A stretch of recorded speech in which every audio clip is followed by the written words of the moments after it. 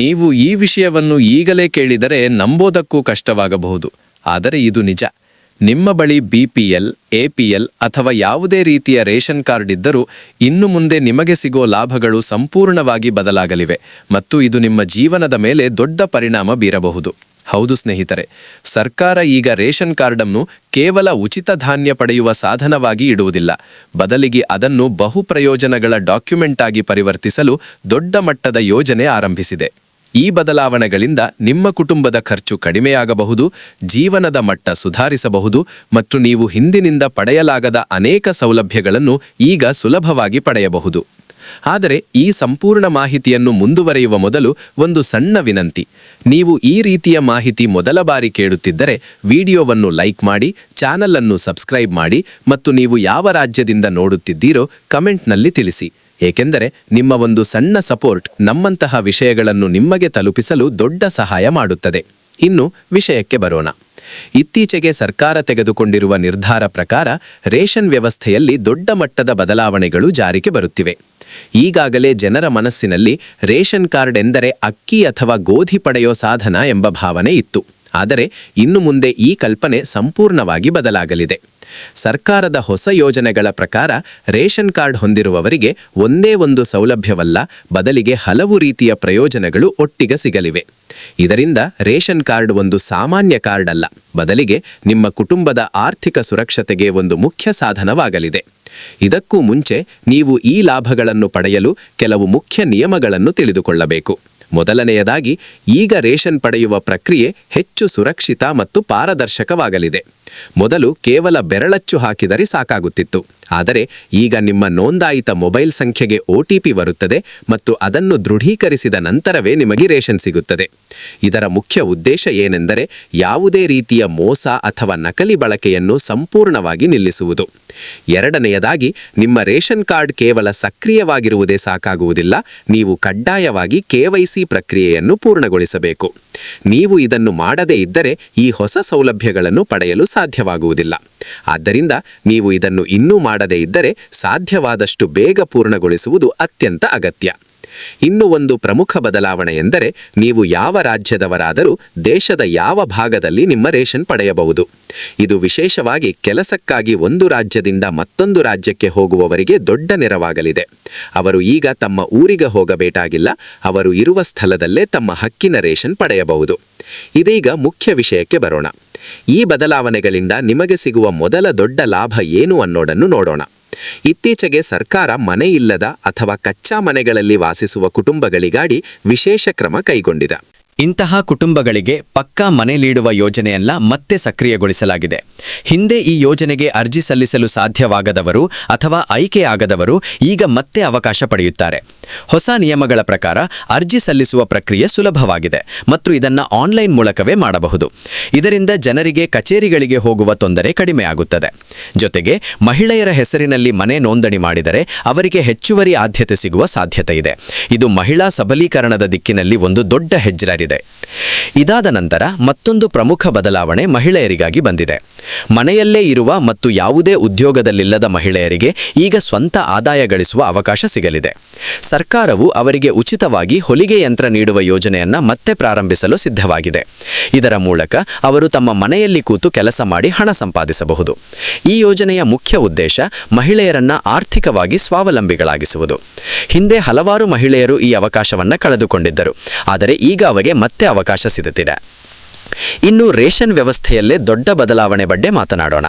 ಮೊದಲು ಜನರಿಗೆ ಮುಖ್ಯವಾಗಿ ಅಕ್ಕಿ ಅಥವಾ ಗೋಧಿ ನೀಡಲಾಗುತ್ತಿತ್ತು, ಆದರೆ ಈಗ ಸರ್ಕಾರ ನಿರ್ಧರಿಸಿರುವ ಪ್ರಕಾರ ಜನರಿಗೆ ಒಂದೇ ಒಂದು ವಸ್ತು ಕೊಡುವುದಕ್ಕಿಂತ ಹಲವಾರು ಅಗತ್ಯ ವಸ್ತುಗಳನ್ನು ಒಟ್ಟಿಗೆ ನೀಡಲಾಗುತ್ತದೆ. ಇದರ ಪರಿಣಾಮವಾಗಿ ಮನೆಯ ಆಹಾರ ಅಗತ್ಯಗಳನ್ನು ಸಮತೋಲನದಿಂದ ಪೂರೈಸಬಹುದು. ಈಗ ನಿಮಗೆ ದಾಳುಗಳು, ಎಣ್ಣೆ, ಉಪ್ಪು, ಸಕ್ಕರೆ, ಹಿಟ್ಟು ಮತ್ತು ಇತರ ಅಗತ್ಯ ವಸ್ತುಗಳು ಕೂಡ ಸಿಗಲಿವೆ. ಇದು ಕುಟುಂಬದ ಆಹಾರ ಪದ್ಧತಿಯಲ್ಲಿ ವೈವಿಧ್ಯತೆ ತರಲಿದೆ ಮತ್ತು ಆರೋಗ್ಯಕರ ಜೀವನಕ್ಕೆ ಸಹಾಯ ಮಾಡಲಿದೆ. ಮುಂದೆ ಇನ್ನೊಂದು ಮಹತ್ವದ ವಿಷಯ ಎಂದರೆ ಮಹಿಳೆಯರಿಗೆ ನೇರವಾಗಿ ಆರ್ಥಿಕ ಸಹಾಯ ನೀಡುವ ಯೋಜನೆಗಳು ವಿಸ್ತರಿಸುತ್ತಿವೆ. ಈಗ ವಿವಿಧ ರಾಜ್ಯಗಳಲ್ಲಿ ಇರುವ ಈ ಯೋಜನೆಗಳನ್ನು ಇನ್ನಷ್ಟು ರಾಜ್ಯಗಳಿಗೆ ವಿಸ್ತರಿಸುವ ಪ್ರಯತ್ನ ನಡೆಯುತ್ತಿದೆ. ಇದರಿಂದ ಮನೆಯ ಖರ್ಚುಗಳನ್ನು ನಿರ್ವಹಿಸಲು ಮಹಿಳೆಯರಿಗೆ ಸಹಾಯವಾಗುತ್ತದೆ ಮತ್ತು ಅವರ ಪಾತ್ರ ಇನ್ನಷ್ಟು ಬಲವಾಗುತ್ತದೆ. ಇದಲ್ಲದೆ ಆರೋಗ್ಯ ಕ್ಷೇತ್ರದಲ್ಲೂ ಒಂದು ದೊಡ್ಡ ನಿರ್ಧಾರ ಕೈಗೊಳ್ಳಲಾಗಿದೆ. ರೇಷನ್ ಕಾರ್ಡ್ ಹೊಂದಿರುವ ಕುಟುಂಬಗಳಿಗೆ ಆರೋಗ್ಯ ವಿಮೆ ನೀಡಲಾಗುತ್ತಿದೆ. ಇದರಿಂದ ಆಸ್ಪತ್ರೆ ಖರ್ಚುಗಳನ್ನು ಸರ್ಕಾರವೇ ಭರಿಸುವ ವ್ಯವಸ್ಥೆ ಮಾಡಲಾಗಿದೆ. ಇದರಿಂದ ಬಡ ಮತ್ತು ಮಧ್ಯಮ ವರ್ಗದ ಜನರಿಗೆ ದೊಡ್ಡ ನೆರವಾಗುತ್ತದೆ, ಏಕೆಂದರೆ ಅವರು ಚಿಕಿತ್ಸೆಗಾಗಿ ದೊಡ್ಡ ಮೊತ್ತವನ್ನು ಖರ್ಚು ಮಾಡುವ ಅವಶ್ಯಕತೆ ಇರುವುದಿಲ್ಲ. ಈ ಎಲ್ಲ ಬದಲಾವಣೆಗಳನ್ನು ಗಮನಿಸಿದರೆ ಸ್ಪಷ್ಟವಾಗುತ್ತದೆ, ರೇಷನ್ ಕಾರ್ಡ್ ಈಗ ಕೇವಲ ಒಂದು ಗುರುತಿನ ದಾಖಲೆ ಅಲ್ಲ, ಅದು ನಿಮ್ಮ ಕುಟುಂಬದ ಭವಿಷ್ಯವನ್ನು ಬದಲಾಯಿಸುವ ಒಂದು ಶಕ್ತಿಶಾಲಿ ಸಾಧನವಾಗುತ್ತಿದೆ. ಮುಂದಿನ ಭಾಗದಲ್ಲಿ ಇನ್ನೂ ಹೆಚ್ಚಿನ ಪ್ರಮುಖ ಲಾಭಗಳು ಮತ್ತು ಅವುಗಳನ್ನು ಹೇಗೆ ಪಡೆಯಬಹುದು ಅನ್ನೋದನ್ನು ತಿಳಿದುಕೊಳ್ಳೋಣ. ಈಗ ನೀವು ಯೋಚಿಸುತ್ತಿರಬಹುದು, ಈ ಎಲ್ಲ ಬದಲಾವಣೆಗಳು ಕೇಳಲು ಚೆನ್ನಾಗಿವೆ, ಆದರೆ ಇದರ ನಿಜವಾದ ಪ್ರಯೋಜನ ನಮ್ಮ ದಿನನಿತ್ಯದ ಜೀವನದಲ್ಲಿ ಹೇಗೆ ಕಾಣಿಸಿಕೊಳ್ಳುತ್ತದೆ ಎಂದು. ಇಲ್ಲಿಂದಲೇ ಕಥೆ ಇನ್ನಷ್ಟು ರೋಚಕವಾಗುತ್ತದೆ, ಏಕೆಂದರೆ ಸರ್ಕಾರ ತೆಗೆದುಕೊಂಡಿರುವ ಮುಂದಿನ ನಿರ್ಧಾರಗಳು ನೇರವಾಗಿ ನಿಮ್ಮ ಖರ್ಚು, ಆರೋಗ್ಯ ಮತ್ತು ಜೀವನ ಮಟ್ಟದ ಮೇಲೆ ಪರಿಣಾಮ ಬೀರುತ್ತವೆ. ರೇಷನ್ ಕಾರ್ಡ್ ಈಗ ಕೇವಲ ಆಹಾರ ಸಾಮಗ್ರಿಗಳವರೆಗೆ ಸೀಮಿತವಾಗದೆ ನಿಮ್ಮ ಸಂಪೂರ್ಣ ಕುಟುಂಬದ ಭದ್ರತೆಗೆ ಸಂಬಂಧಿಸಿದಂತೆ ರೂಪಾಂತರಗೊಳ್ಳುತ್ತಿದೆ. ಇದೀಗ ಮತ್ತೊಂದು ಪ್ರಮುಖ ಪ್ರಯೋಜನದ ಬಗ್ಗೆ ಮಾತನಾಡೋಣ. ಸ್ವಚ್ಛತೆ ಮತ್ತು ಜೀವನ ಮಟ್ಟವನ್ನು ಸುಧಾರಿಸುವ ಯೋಜನೆ. ಗ್ರಾಮೀಣ ಪ್ರದೇಶಗಳಲ್ಲಿ ಇನ್ನೂ ಹಲವಾರು ಮನೆಗಳಿಗೆ ಮೂಲಭೂತ ಸೌಲಭ್ಯಗಳು ತಲುಪಿಲ್ಲ ಎಂಬುದನ್ನು ಸರ್ಕಾರ ಗಮನಿಸಿದೆ. ಅದಕ್ಕಾಗಿ ಅರ್ಹ ಕುಟುಂಬಗಳಿಗೆ ಮನೆಯಲ್ಲೇ ಶೌಚಾಲಯ ನಿರ್ಮಿಸಲು ಆರ್ಥಿಕ ಸಹಾಯ ನೀಡಲಾಗುತ್ತಿದೆ. ಈ ಸಹಾಯವನ್ನು 2 ಹಂತಗಳಲ್ಲಿ ನೀಡಲಾಗುತ್ತದೆ. ಇದರಿಂದ ಕುಟುಂಬಗಳು ಯಾವುದೇ ಒತ್ತಡವಿಲ್ಲದೆ ತಮ್ಮ ಮನೆಗಳಲ್ಲಿ ಶೌಚಾಲಯ ನಿರ್ಮಿಸಬಹುದು. ಇದು ಕೇವಲ ಸೌಲಭ್ಯವಷ್ಟೇ ಅಲ್ಲ, ಆರೋಗ್ಯ ಮತ್ತು ಗೌರವದ ಜೀವನದತ್ತ ಒಂದು ದೊಡ್ಡ ಹೆಜ್ಜೆ. ಮುಂದಿನ ಪ್ರಮುಖ ವಿಷಯ ಎಂದರೆ ಅಡುಗೆಗೆ ಬಳಸುವ LPG ಗ್ಯಾಸ್. ಇಂದಿನ ದಿನಗಳಲ್ಲಿ ಗ್ಯಾಸ್ ಸಿಲಿಂಡರ್ ಬೆಲೆ ಸಾಮಾನ್ಯ ಕುಟುಂಬಕ್ಕೆ ದೊಡ್ಡ ಹೊರೆಯಾಗಿದೆ. ಆದರೆ ಈಗ ರೇಷನ್ ಕಾರ್ಡ್ ಹೊಂದಿರುವವರಿಗೆ ಸಬ್ಸಿಡಿ ಮೂಲಕ ಗ್ಯಾಸ್ ಸಿಲಿಂಡರ್ ಕಡಿಮೆ ದರದಲ್ಲಿ ಸಿಗುವ ವ್ಯವಸ್ಥೆ ಮಾಡಲಾಗಿದೆ. ಇದರಿಂದ ಕುಟುಂಬದ ಮಾಸಿಕ ಖರ್ಚಿನಲ್ಲಿ ಸಾಕಷ್ಟು ಉಳಿತಾಯವಾಗುತ್ತದೆ. ಕೆಲವು ವಿಶೇಷ ವರ್ಗದ ಕಾರ್ಡ್ ಹೊಂದಿರುವವರಿಗೆ ಹೆಚ್ಚುವರಿ ಲಾಭವೂ ಸಿಗಲಿದೆ. ಇದರಿಂದ ಅವರ ಅಡುಗೆ ವೆಚ್ಚ ಇನ್ನಷ್ಟು ಕಡಿಮೆಯಾಗುತ್ತದೆ. ಇದಾದ ನಂತರ ಮತ್ತೊಂದು ಪ್ರಮುಖ ಲಾಭ ಆರೋಗ್ಯ ಕ್ಷೇತ್ರಕ್ಕೆ ಸಂಬಂಧಿಸಿದೆ. ನೀವು ಅಥವಾ ನಿಮ್ಮ ಕುಟುಂಬದ ಯಾರಿಗಾದರೂ ಆಕಸ್ಮಿಕವಾಗಿ ಚಿಕಿತ್ಸೆ ಅಗತ್ಯವಾದರೆ ಅದಕ್ಕೆ ಬೇಕಾಗುವ ವೆಚ್ಚ ಈಗ ದೊಡ್ಡ ಸಮಸ್ಯೆ ಆಗುವುದಿಲ್ಲ.